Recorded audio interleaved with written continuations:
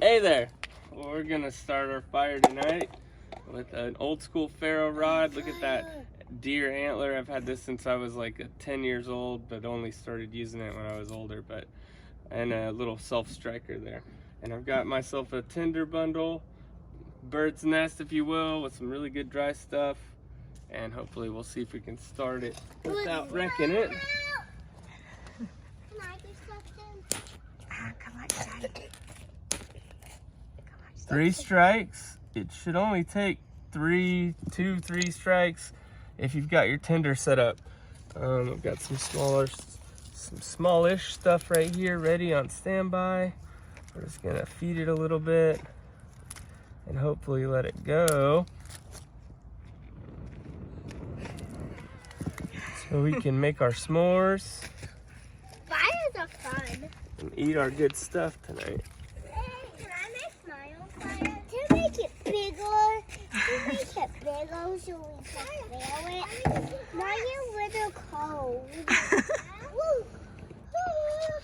Wait, let me get the marshmallows. We do want to make it bigger.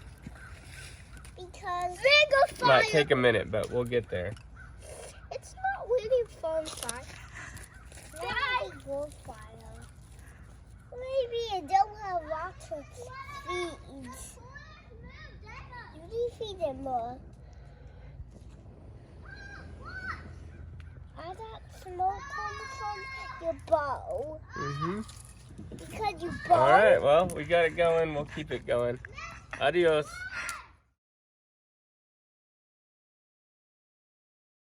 All right, s'mores and char cloth. I've got my tin here. I've got my fabric divvied up in there, not packed too tight, but sealed it. Got a vent for the gases to come out, and I'm gonna put this on the fire and hopefully make some char cloth that we can use for our upcoming camping trip if we need it. And also I can have her out. So I'm gonna set that right down in there, right there. Pretty warm. And I'll keep you. All right, folks, look, here's my char cloth going right now. It looks like everything's going to plan except the hole is venting the gases from the cloth, so it's getting down to its carbon state, but I see combustion coming out the sides, which means the top popped and it's probably ruined. They're already probably burning right now. So this is a spoiled one. All right, so this time I put my tin back in the fire with my char cloth material, and I just wedged a rock on top of this tin so that it's not gonna hopefully pop off a bit like it did. You can already see it starting to smoke out the vent hole, which is gonna be getting rid of the actual material and getting down to the carbon that's in the cloth itself, but we'll see. A little update. We've been about 6 minutes in, and one thing to note is you see that little, almost like a pilot light flame coming out of the hole. That's how you know the gases is mainly nitrogen and oxygen coming out of there, but it's gonna be burning. And then when that starts to go out, we'll know that there's no more carbon left that's really actively burning, no more oxygen and stuff being released. It'll kind of flip on and off, but that's a little bit of an indicator that you can see when it's done. But you can never do it too long, so it's better to do it too long than too short for sure. All right, doing chores and making s'mores. Gonna check on the char cloth down there. It's kind of buried at this point, but it's been about 20 minutes, I think, which is probably way overkill, but we'll get it out. Nabbing out the char cloth, super heated action.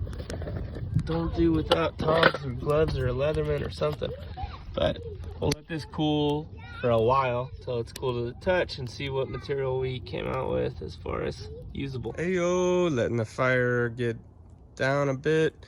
Got the char cloth thing here, my tin. Oh, hang on a second. Camera trickery. We got the tin here. It's cool to the touch by a long time, but let's look at this char cloth. See if we can see. All right, looks legit. It's blackened. There's some brown ones there that didn't cook long enough. That's my bad. I didn't leave it in long enough. So let's see if we can catch a spark on this sucker. No way this is gonna work.